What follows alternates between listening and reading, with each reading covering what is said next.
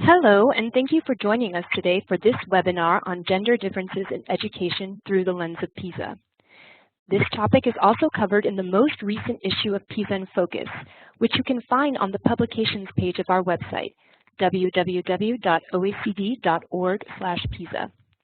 Two speakers are joining us today from the OECD Directorate for Education and Skills, Yuri Belsali, Head of the Early Childhood and Schools Division, and Francesca Borgonovi, Senior Analyst. They will be presenting some of the key findings related to this issue that emerged from the PISA 2015 report, published in December of last year. They will also be available to answer your questions after the presentation. Please feel free to send your questions to Eric Magnuson using the chat function at any time during the presentation. Yuri and Francesca? Thank you, Rose. Hello, everybody. Thank you for joining this webinar. Today is the International Women's Day, and it is a day for everybody to celebrate the efforts and the progress that the world is making towards gender equality, but it is also an occasion to shed light on the remaining challenges and discuss what we can do together. And in the field of education, boys and girls both have equal rights to have access to quality education, to enjoy learning, and to achieve to meet their highest potential, and also to be ready to contribute to and lead the future societies. So today, we would like to present some of the key issues that we can find out of PISA data. And myself and my colleague Francesca Borgonovi will also take any questions and discuss with you and think together what we can learn from PISA in terms of gender differences and what we can do to improve the gender situations in education. The data that we will present are based on PISA 15 data, unless mentioned otherwise. Some data are from the previous PISA cycle, which includes some specific indicators to analyze the gender issues. First, when we talk about gender equality in education, we look at the gender educational attainment by gender, which could be measured by common matrix, which is the years of schooling. And if you look at the evolution of the educational attainment, the world has seen a significant progress last 100 years. Both men and women increased the years of schooling in OECD countries, but especially last few decades, women exceeded men in terms of the years that they go to school. But this is OECD countries. I would like to also remind that there are still remaining challenges in many countries, especially in Sub-Saharan Africa or South Asia, where disadvantaged girls and women still have don't have chance to go to school or continue the schooling and learning. And about half of the economic growth in these OECD countries over the last 50 years has been attributed to the increased educational attainment, and especially among women. But in terms of the learning outcomes, you can see some differences between boys and girls. If you look at the reading outcomes, girls generally outperform boys, while mathematics, boys outperform girls, and science, boys slightly do better than girls, but this is average. If you see the differences among countries, you can see that many countries, including many high-performing countries, boys are doing slightly better than girls in general, except for Finland, where girls are outperforming boys, which is an interesting case. But it's also important to see the share of boys and girls among different levels of proficiency. If you look at the low performers, you can see many countries where there are more boys than girls among low performers. And also, if you look at the share of boys and girls among top performers in science, you can also find many countries, except Finland again, where there are bigger share of boys than girls among this group of students, including, for example, top performers, Singapore, Japan, or Estonia, New Zealand, and Canada among OECD countries. But also, there are some countries where this gap is relatively big, like Singapore and Japan. And you can also find differences if you look at among science items. Depending on what kind of questions students are answering, you can see an interesting fact that girls and boys are doing differently.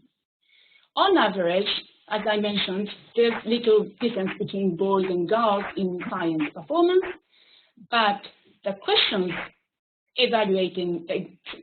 to ask students' capacity to evaluate and design scientific inquiries, you see girls performing better than boys on average, whereas the questions to assess students' competencies to explain phenomena scientifically, you can see more boys performing better than girls.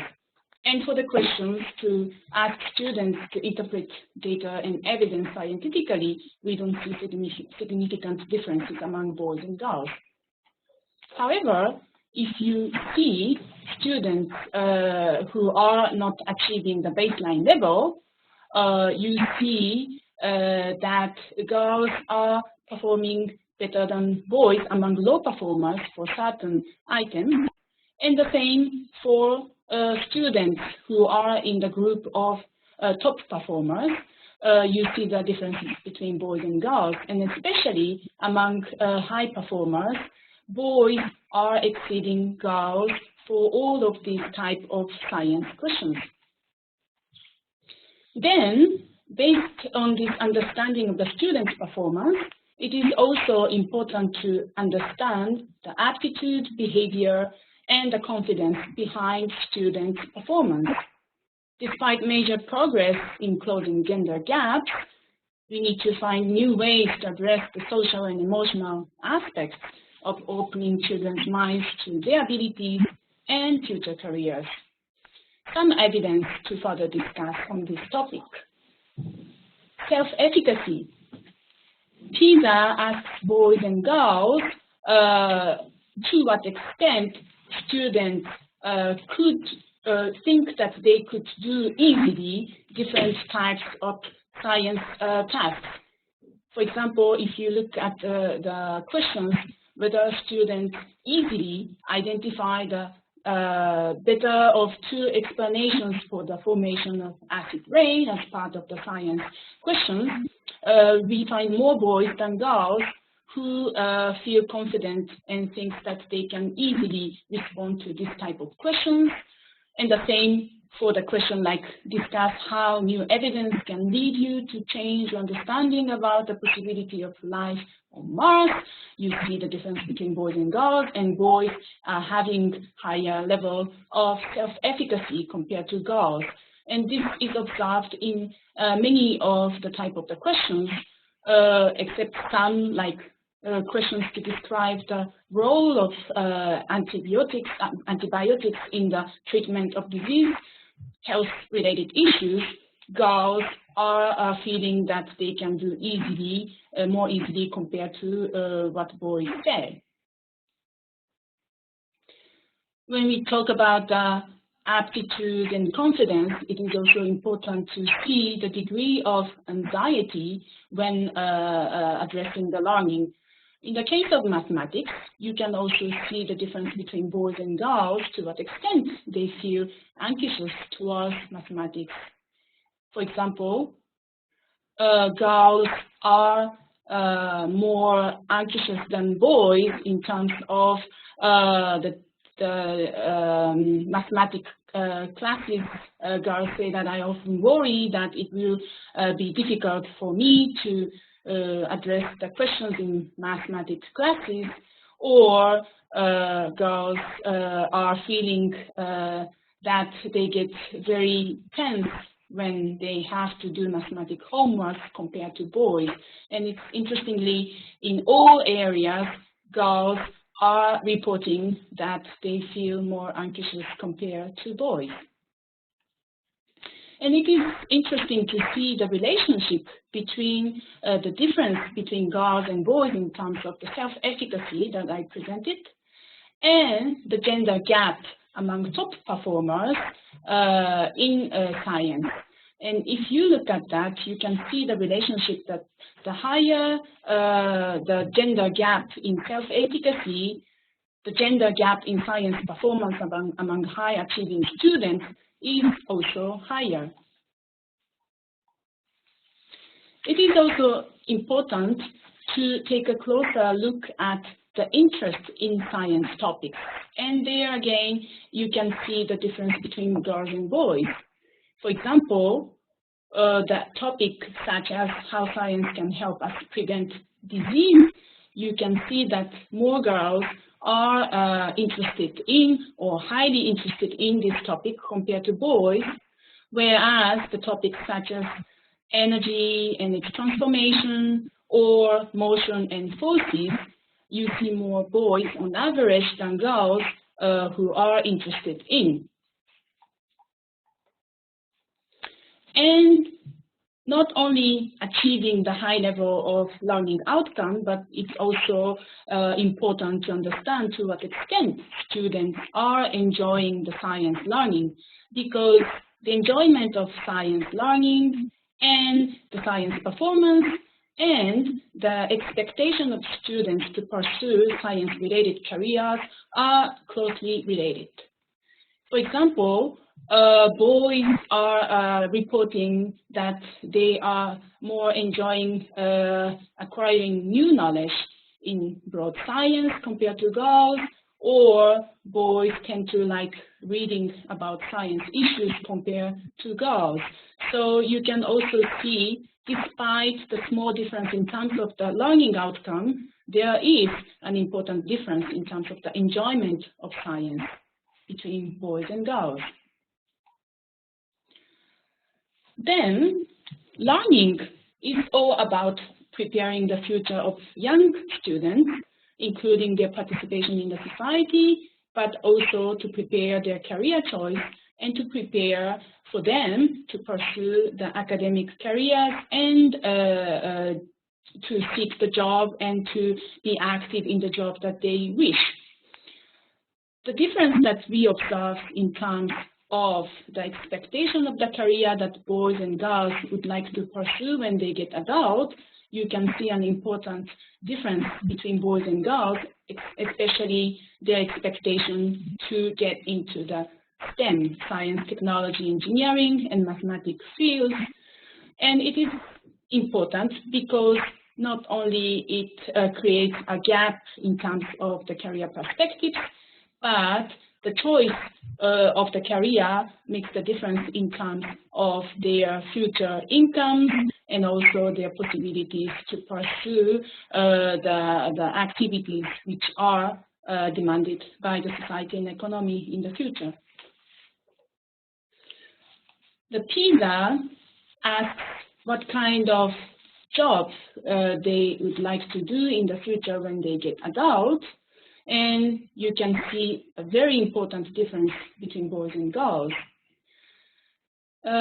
Boys are more expecting to pursue the science and engineering related careers. And if you look at the numbers, it is more than double of girls who are expecting to pursue this career. Whereas health related careers, girls are much more we can find more girls, much more girls than boys who are expecting to have a career in this area. And another example is the information and communication technology professionals. There is really importantly small share of girls who are wishing to pursue this career, whereas there are much more share of boys who are interested in pursuing this career. So this would also give us a very important question: where comes this difference? Given that there's a small difference in terms of the outcomes, but we need to also take into account the aptitudes, the motivations, and the confidence, self-efficacy that boys and girls have demonstrated, as I mentioned earlier. For example, this is one of the information that we have included in the latest PISA in Focus article. The share of boys and girls who want to become doctor and nurse when they become adults, there's a huge difference between boys and girls in general, but depending on the country, that gap varies. For example, in the US or Dominican Republic, Colombia, or other OECD countries like Canada, Chile, the difference between girls and boys who expect to pursue this career is huge. And even other countries like Germany, Hungary, their gap is still small, but girls are having higher expectations than boys to pursue the career related to health. And when we ask the same questions, whether they want to pursue the careers related to engineering or science, we can see much more boys who are expressing their wish to get into this area compared to girls. And again, depending on the country, the size of the gap is different. Then, it is important to build on this understanding and also the challenges remaining in terms of the gender equality in education, not only in learning outcomes, but also the context of learning and the dispositions or the perception that students have toward learning. We need to think what we can do. Everybody, parents, teachers, employers, and also the whole education system can do something to address all these challenges. I will give some of the examples to illustrate, for example, what parents might be able to do. Some countries participating in PISA opt for the questionnaire to ask questions to parents of the students who are taking PISA tests.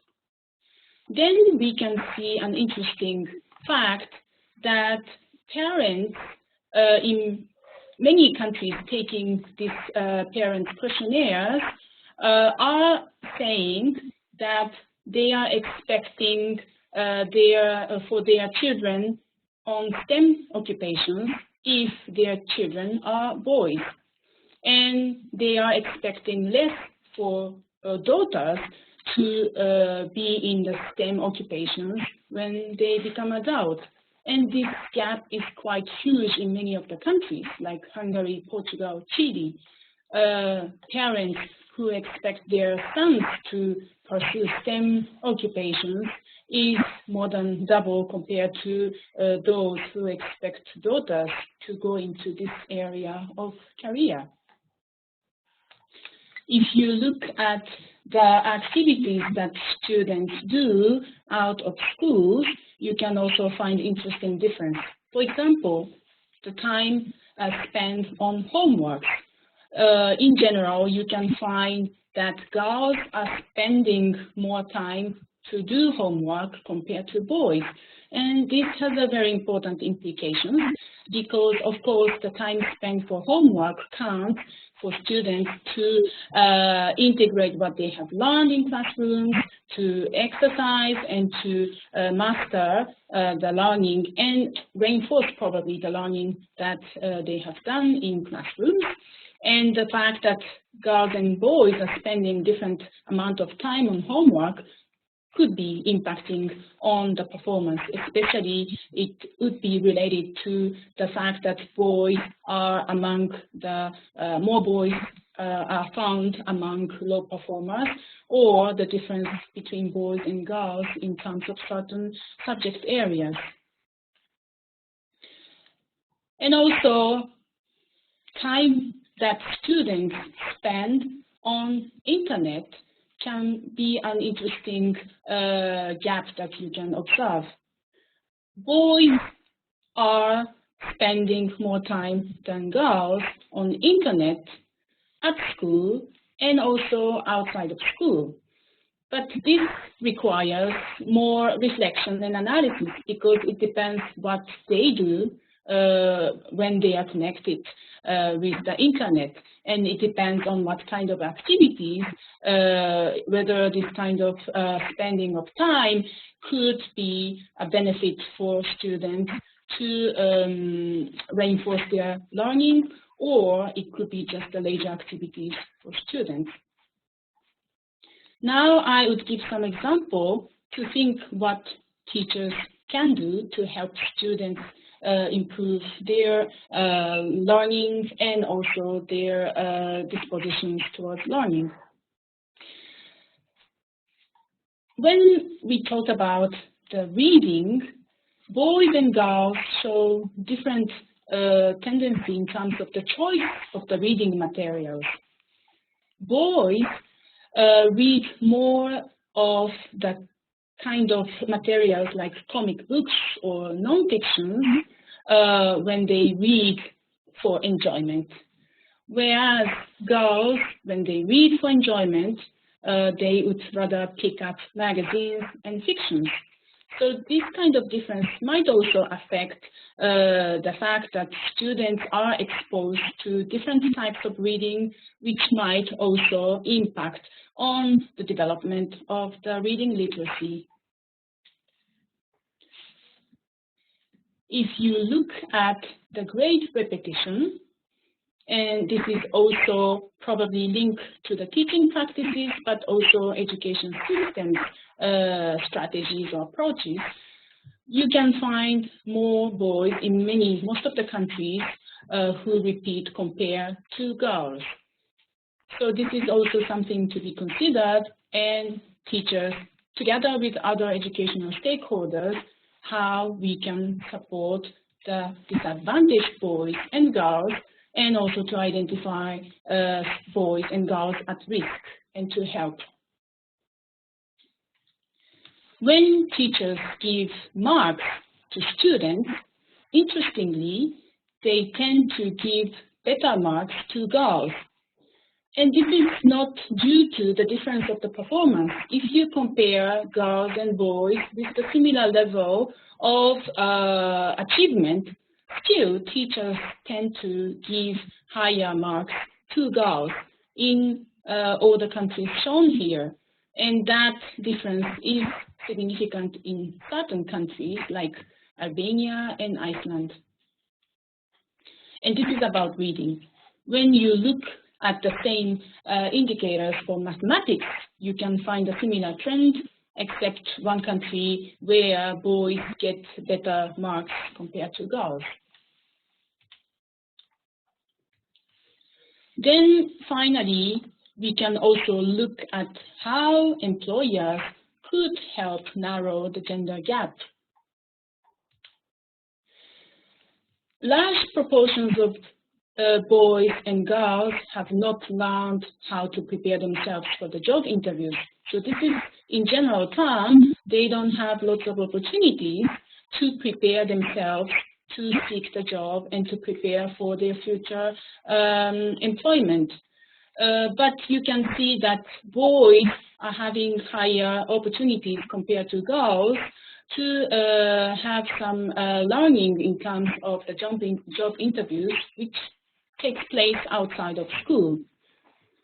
And at school, they also learn, boys and girls, but the difference between the boys and girls is not significant. And there are many boys and girls, and especially girls, who don't have that kind of chance at all. But also, the type of the activities for boys and girls to prepare their future career orientations, but also to prepare concretely how they can explore the world of labor market, you can see the difference in terms of the types of the activities that boys and girls got involved. For example, boys compared to girls have a higher likelihood to be involved in more hands-on experiences, such as doing a job shadowing, so to follow the person who is doing the job that you want to learn about, or doing an internship. And girls are getting involved less than boys in this kind of activities, whereas girls are probably getting familiarized with the job that they want to do in the future through more research or information search type of activities, or completing the questionnaire to find out about their interests and abilities to explore the future areas that they want to further develop, or speak to a career advisor at school, but not necessarily getting involved in activities where they can be exposed to the real nature of the work. Then, we have talked about the 15 years old based on PISA data, but if you look at other types of data, for example, PIAC, which could show an interesting change that you might observe if you compare between 15 years old and older young adults, for example, 16 to 29. You remember that there was a huge gender gap in favor of girls in terms of reading. But if you look at 16 and 29, you will see probably a much smaller gap between men and women. And why it happens? One element which could explain is that to what extent men and women use the skills, reading and writing at work. Then you see that in many countries, men are more likely to write and read at work, so they have higher chance and opportunities to use their skills compared to women. So that kind of thing could give some hints for us how young people can develop the skills but also use the skills, and that could be one of the considerations when we want to think about how we can close or narrow the gender gap. And as a conclusion, I would like to highlight some of the things that we as parents, teachers, or employers can do based on the understanding that I have presented. For example, parents and teachers can further encourage positive attitudes toward learning science among boys and girls. This could imply, for example, parents can talk to their boys and girls, and also to encourage them, both of them, to further pursue the learning in the area of science, but also teachers can care how they can motivate and encourage both boys and girls to, for example, take the challenge and to pursue the scientific learning if it's optional, or encourage both girls and boys to also try out the difficult questions, but with a good support. Or teachers can also be more mindful of the examples that they can use in their teaching or the material, so that it could be gender free, gender bias free. And also teachers can cultivate boys and girls' interest in a diverse range of science topics, so that it could offer a variety of opportunities to attract boys and girls to think about science, and to also get them encouraged and empowered to continue their science learning. Employers and also other stakeholders in the society can challenge stereotypes about science-related occupations to help all boys and girls achieve their potential. And we can also find some cases in countries to do this kind of activities in a proactive and explicit way. for example, promoting the role model to get rid of the gender stereotype in the occupation choice, or you can also introduce to help introduce activities or information to help both boys and girls better understand the occupations, especially science-related occupations, so that they have better information to make a better informed choice and prepare well themselves for the future careers. So these are just some of the examples, but also we can further exchange ideas what education stakeholders can do, and also what we can learn from countries. So this is the end of my presentation. Now myself and Francesca are happy to take any questions or listen to your comments or thinking. Okay, thank you, Yuri. We have received several questions from our participants.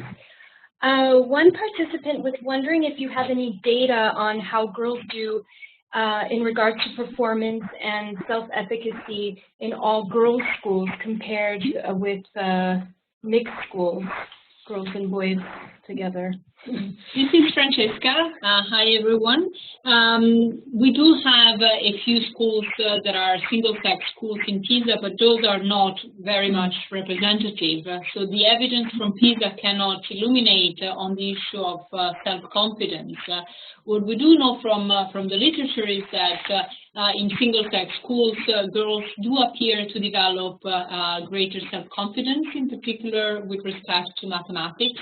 But at the same time, there's less evidence in terms of what is the, let's say, what are the costs and benefits of single-sex schools vis-a-vis boys. Because what we do know is that boys tend to have more behavioral problems than girls at the age of 15. And in particular tend to be affected more negatively by peer groups. So single-sex schools should be evaluated not only in terms of the outcomes for girls, but also for boys. The other important issue is what happens after girls finish school. There are some small studies that do show that any confidence gained at the age of 15 or prior to that is maintained later on, but in fact the sample sizes are very small, and it would be important to evaluate not only if girls are able to develop self-confidence in a single-sex classroom environment, but if they're able to maintain that once they enter society, which is actually not single-sex. So you do meet, working environment in everyday life, a range of individuals of all walks of life. Okay, thank you very much. We have another question about gender differences in math and science achievement. A participant asks, gender differences in math and science achievement on average are barely existent, while those differences in reading are quite large. At the same time, the PIAC data, which is a survey on adult skills, shows that reading differences between genders disappear later in life. Do you think that the gender difference in reading are related mostly to natural developmental differences between boys and girls, and therefore should not be of concern to policy measures? I'll go with that again. Thank you very much to the person who asked that question, because we in fact have a forthcoming work that we will launch. It's a report for the PIAC study that actually looks at the evolution of the gender gap as well as socioeconomic gap in literacy and numeracy for the birth cohorts that had the PISA study in 2000 and who had the PISA study in 2003 and who participated in PIAC in the first round of PIAC 2011-2012 and the second round of PIAC in 2014 and 15. And what you do see is in fact a reduction of the gender gap in literacy, spoiler alert. But what we do see is that actually there are major differences in terms of behavior, and that was actually quite clear in in the slides that you represented. In fact, what you do see is that there's a narrowing of the gap, but it's accompanied by behavioral changes. At the age of 15, boys very rarely read for enjoyment, while later on, when they are in the labor market and we're at home, they can pretty much read what they enjoy. They tend to read much more. So what we do see is that behavioral changes, reading practice, is accompanied by greater reading ability.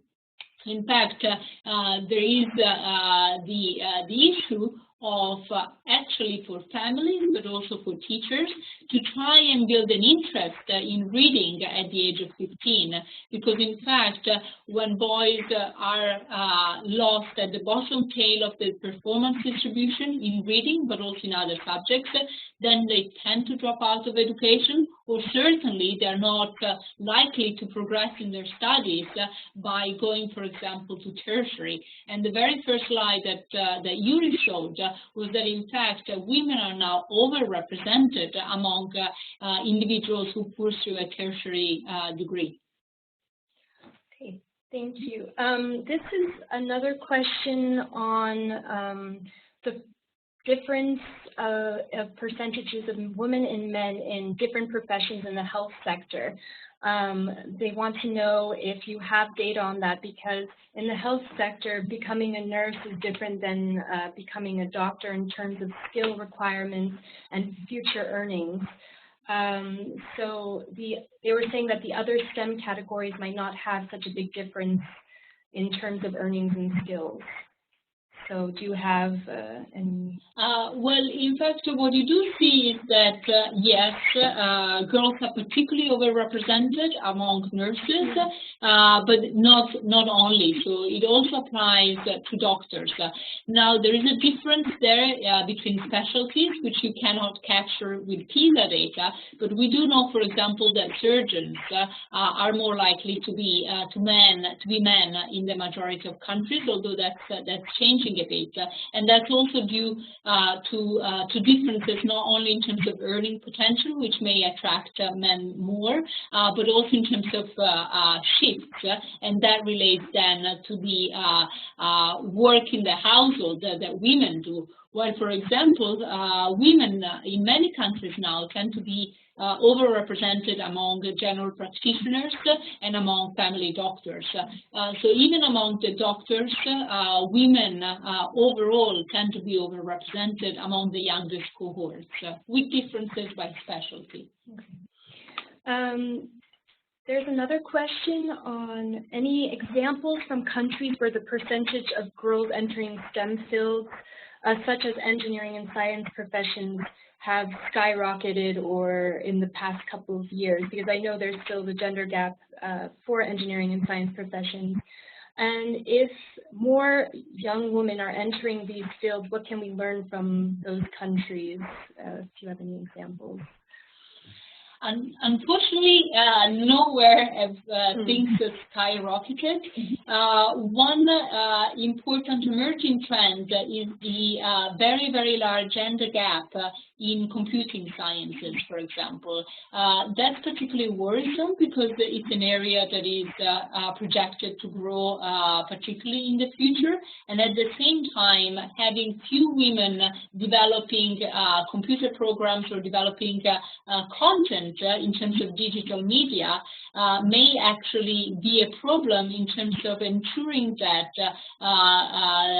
the web or digital technologies are female-friendly. So that's definitely an area that is of concern and of potentially growing concern in the future.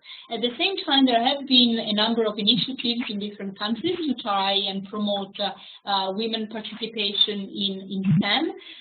The National Pact for Women in MINT Careers, which is the German, MINT is the German for STEM, was actually very successful and has been ongoing for a number of years to try and promote a greater women women participation in STEM, and it's a very comprehensive approach, trying to build role models, so trying to give young girls examples that they can follow, being very clear about the career opportunities and the potential social returns to them entering STEM careers, and providing support and funding for women to actually pursue these fields. Other countries, for example Japan, have tried to develop greater partnerships between industry, academia and government, because one of the findings that emerged very clearly from PISA is that gender gaps in terms of performance in mathematics or science are either non-existent or they're actually very small. And yet, you do see very marked differences in terms of career expectations and in terms of the perceptions that young girls and boys have of themselves. So working in terms of building behavioral choices and a confidence in girls' abilities to enter these careers is very important, and industry definitely plays a role in ensuring that girls are not afraid of these fields, which is actually, again, linked to another slide that Yuri showed about the different types of career advice and opportunity to learn about professions that girls and boys tend to choose. If left at their own means, boys tend to be very hands-on. They're not afraid of the labor market. They try to actually engage in a very direct way with employers, trying to understand really how it works. So they work as interns, they do job shadowing, while the girls tend to be good students, let's say, quote unquote, also when trying to approach the choice on transitioning to the labor market. So they complete questionnaires to find out if they're actually really fitting in terms of abilities to a specific field, or they try to reach information about careers, but on the internet. So it's very, it does signal a degree of being afraid or not being proactive. So the industry sector really needs to play a role in shaping the opportunities that girls have to enter STEM fields in the future. Okay, thank you. I have a question from a participant. It's more a general question about PISA. What is the mean age of boys and girls in your study? And then also, did you measure self-concept in 2015? And if so, did this vary by gender? Yeah, well, the PISA is a age-based survey. So we are administering the test and questionnaires to the students of 15 years old, and we have more detailed criteria, but 15 years who are above the grade 7, and we are addressing the questionnaires, which include the questions to understand the self-efficacy and other areas and self-efficacy for boys and girls. But at the same time, we don't have the specific data to understand the self-concept in 2015 PISA cycle. And could you just explain for our listeners what is the difference between self-concept and self-efficacy? Yeah, it's a very subtle difference. So, for example, both refer to individuals' perceptions of their own ability, but self-concept is a global evaluation about your ability. So, for example, in 2012, in mathematics, because mathematics was the main study area for 2012, what we did ask the students was both self-efficacy and self-concept, and we asked questions such as, for self-concept, do you think mathematics is one of your best subjects? Do you think you're the best in mathematics? Do you get very high grades in mathematics? So as you say, it's really a global evaluation about your ability in mathematics as an overall subject. Well, self-efficacy is very much about the tasks and your perceived ability to solve specific tasks.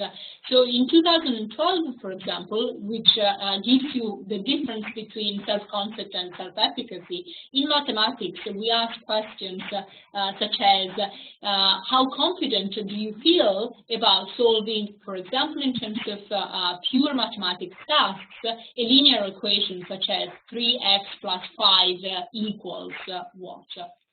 7, for example.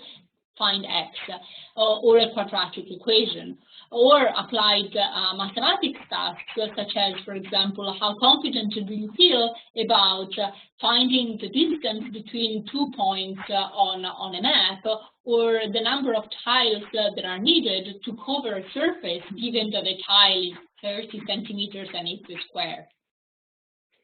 Okay. This is another general question I think about PISA. How do you measure social capital in university degrees of parents, for example? So we assess the social, economic, and cultural status of students using different indicators, but also we ask the students' parents' educational background as one of the indicators to understand the background of students. Would you like to add something? Yeah, I mean, because not all countries participate in the parental questionnaire, all responses are given by students. So we ask the students the highest degree that your parents achieved, and this is actually converted into years of schooling using standard classifications. And then we use the highest in the construction of a general and an aggregate index of economic, social, and cultural status, the highest between the mother and the father in terms of education. In terms of occupation, we ask the occupation that the father and the mother have. So it's actually an open-ended question that we ask students, so they are able to describe the tasks and the field of work of their parents. And this is then recoded manually, so it's actually a very expensive exercise. It's coded manually into the ILO ISCO 08 classification for PISA 2015. And finally, we ask students a range of questions about the household possessions. It would be very difficult to ask a 15-year-old to evaluate the economic capital or the financial capital of the family. So we actually ask questions about things like, you know, do you have a car? Do you have how many bathrooms are there in your home? Do you have a room to study on your own? But also questions, for example, on the number of books that are available in the home or the number of computers. We just got a new question in asking about a report finding that the best paying jobs in America are concentrated in healthcare, technology, and law. And do you have any information if girls and boys are knowledgeable about the best paying jobs? We didn't ask that question, so we don't know. At the same time, it's probably difficult to foresee the economic returns of jobs in different fields in 15 years' time or over the life course of these individuals. Definitely, some professions used to have very, very high returns. At the same time, technology has changed the relative payoff of entering different occupations. So I'm not sure it would be so informative to actually know about the economic returns. At the same time, what PISA does show is that there are persistent stereotypes in terms of given students' ability, which we do see are pretty similar between boys and girls. There are very persistent stereotypes about the type of career or the types of strengths and weaknesses that boys and girls think they have, and therefore their willingness to enter different fields upon completion of compulsory schooling. Well, that will lead me to my next question. You went over it a bit in the presentation, but do you have any more examples of how teachers can be more encouraging in telling girls that they can have a career in science or technology, giving them confidence? Well, I would start, then I also ask Francesca to continue, but it would be interesting to also further analyze the strategies that teachers are using and also the difference between girls and boys, because PISA also have data to understand what kind of teaching approaches that teachers of the students taking PISA test are using. And we can probably find some interesting relationship between the students' performance, boys and girls, or their perception of the learning or motivations, and the type of approaches that teachers are using, either, for example, more student-centered learning or providing clear guidance in terms of the teaching or the learning, or probably we might see some difference between boys and girls to what extent teachers are really giving the more difficult tasks or encouraging boys and girls to take a bit more challenge than what they are doing comfortably. So this kind of daily pedagogical practices might make a difference, in addition to other support to also give, for example, explicit encouragement, not only through marking, but also other support surrounding the learning issues. Francesca? Yeah, I mean, at the same time, many countries have done or are starting to do a review, for example, of their school books, to what extent, for example, the language implicitly suggests that, for example, engineers will be men, whether examples actually in youngster, so for example, particularly at the primary level, do show that, you know, the space astronaut is always the man, while the teacher is always the woman.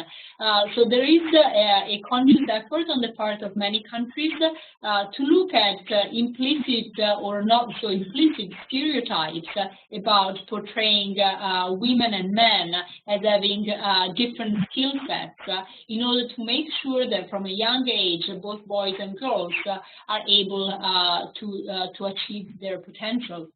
At the same time, the role of teachers is extremely important later on in trying to ensure that initial setbacks are not holding boys and girls back. And they can be a very useful partner in orientation programs. So when boys and girls are asked to make decisions about transition into further education, training, or the labor market, so that teachers can be good partners in trying to ensure that no one is biased against their students in giving advice on what fields of study they can choose. And England has done very interesting work in this area, for example. Yeah. And also to introduce all these actions that teachers can take, another important point is that teachers themselves need to be aware of their own gender bias, because they might have their own perceptions, and it is important to include in their professional development to understand and identify their own bias, and also to address these, and teachers themselves learn how they can their teaching more equal in terms of gender, and what kind of behaviors they can also introduce to strengthen the gender equality in their teaching. Okay. I have a final question that's, well, not kind of pessimistic, but if gender gaps are so persistent across countries and time, why would one expect them to disappear in the future? Well, we don't expect it won't disappear, so that's the first important step. Well, I will have a much more optimistic note on the other hand, because what we have seen, we don't have very solid data going back, 50 years.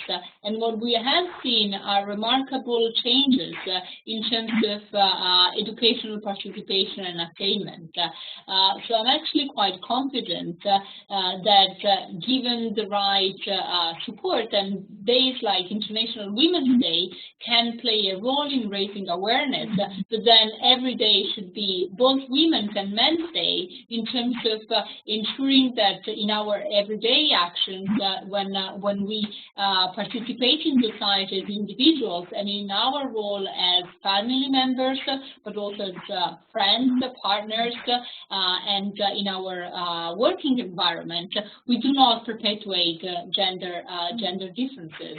So I'm actually very confident that we can change things, maybe not in the next 5 years, maybe not in the next 10, but definitely in the medium, not the long run.